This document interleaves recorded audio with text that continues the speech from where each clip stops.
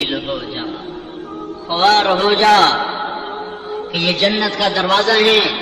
جس نے صبح صبح اپنے ماں باپ کی زیارت کر لی، نہ خدمت کی نہ حال پوچھا، صرف زیارت صرف دیکھا اور لوٹ گیا، تو میرا نبی کہتا ہے صبح سے شام تک اس کے لیے جنت میں 2 دروازے کھل جاتے ہیں۔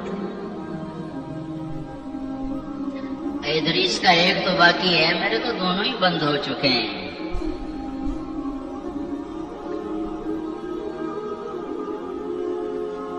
بدبخت ہے وہ انسان جسے بوڑھے ماں باپ ملے پھر ان کی دعاؤں سے جنت میں نہ چلا جائے۔ ایک خاتون نے پیغام بھیجا اللہ کے نبی کی خدمت میں، یا رسول اللہ میرے خامد علقمہ رضی اللہ تعالی عنہ صحابی ہیں، صحابی، ساری دنیا کے غوث ابدال کتب اکٹھے ہو جائیں، ایک صحابی کی تھوک کے برابر نہیں ہو سکتا۔ اور ان پر یہ حال آیا کہ ان کی بیوی نے پیغام بھیجا، یا رسول اللہ علقمہ موت کی حالت میں ہے، کلمہ نہیں پڑھا جا رہا۔ ایک سادہ سا عام مسلمان بیچارہ کمزور درجے کے ایمان والا بھی کلمہ پڑھتا ہوا جاتا ہے، اور اتنے بڑے صحابی کلمہ نہیں پڑھا جا رہا۔ تو آپ نے پوچھا ماں باپ میں کون ہے؟ کہا جی ماں۔ ناراض کے راضی؟ کہا جی ناراض۔ فوراً انہیں بلوایا۔ علقمہ کی ماں، کہو تو میں تیرے پاس آ جاؤں، اور چاہے تو میرے پاس آ جاؤ۔ کہ یا رسول اللہ میں آ رہی ہوں۔ آ گئی۔ تجھے علقمہ سے کیا شکایت ہے؟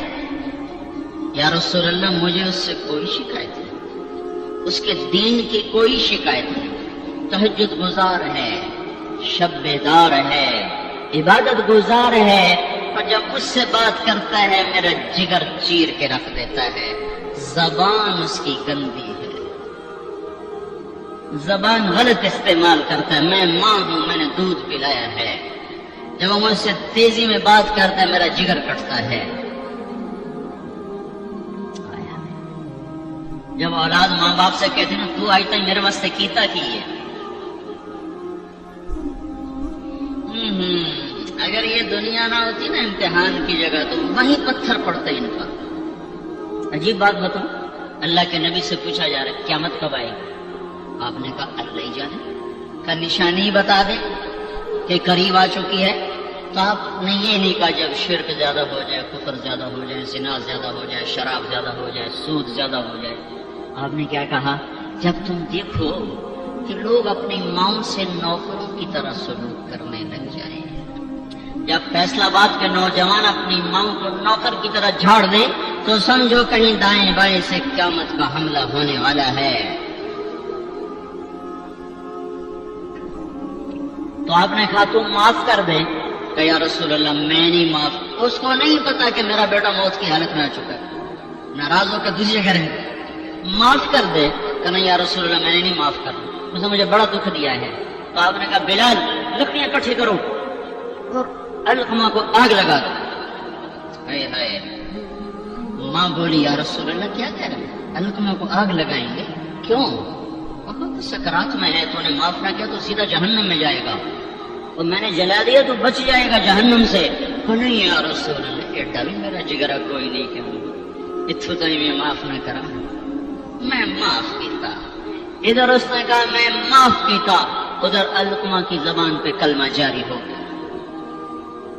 پھر آپ نے خود ان کا جنازہ پڑھایا، ان کے دفن تک شریک رہے، پھر واپسی پہ فرمایا سن لو جس نے ماں باپ کو دکھ دیا اس پہ اللہ کی لعنت، اس پہ فرشتوں کی لعنت، اس پہ زمین آسمان کی لعنت، نہ اس کی نماز قبول ہے، نہ روزہ قبول ہے، نہ صدقہ قبول ہے۔ اور موسیٰ علیہ السلام نے کہا یا اللہ میرا جنت کا ساتھی کون ہے؟ تو اللہ تعالیٰ نے فرمایا فلاں قصائی، نہ کوئی عابد نہ زاہد ہے، نہ کوئی عالم نہ صوفی نہ مجاہد نہ غازی، فلاں قصائی۔ موسیٰ علیہ السلام حیران ہو گئے، قصائی میرا ساتھی کدو بن گیا؟ یا اللہ کہاں ہے؟ بازار میں فلاں جگہ۔ وہاں پہنچ گئے، پوچھتے پوچھتے بھائی فلانا قصائی کہڑا ہونا؟ کہ جی وہ بیٹھا عام قصائی گوشت بیچ رہا ہے، حیران دیکھ رہے ہیں. شام ڈھل گئی, گوشت بک گیا, ایک پارچہ تھیلے میں ڈالا, کندھے پہ لٹکایا, دکان بند کر کے چلا. موسیٰ علیہ السلام کہنے لگے میں تیرے نال آ سکا. اس نے کہا آ جا. اس کو نہیں پتا یہ موسیٰ ہے. آ جا. گھر پہنچا, گوشت صاف کیا, بوٹیاں بنائی, ہانڈی چڑھائی اور آٹا گوندنے بیٹھ گیا. پھر آٹا گوند کے اس کو رکھا, وہ خمیر ہو گیا. پھر ادھر سالن اتارا, روٹی پکائی, سالن روٹی تیار کر کے تھالی میں سجا کر ایک بوڑھی ایسے روئی کے گالی کی طرف پڑی ہوئی خاتون اس کو کندھا دے کے اٹھایا اور پھر ایک ایک نوالا بنا کے اس کے منہ میں ڈالا, کھلا کھلا کے. جب اس نے کہا بس تو اس کا منہ صاف کیا. جب اس کو لٹانے لگا تو وہ بڑبڑانے لگی. تو موسیٰ علیہ السلام نے پوچھا کہ یہ کون ہے؟ کہا یہ میری ماں ہے. صبح اس کے سارے کام کر کے جاتا ہوں, واپس آتا ہوں تو پہلے اس کی خدمت کرتا ہوں, پھر اپنے بچوں کو دیکھتا ہوں. تو آپ نے فرمایا کیا کہہ رہی تھی؟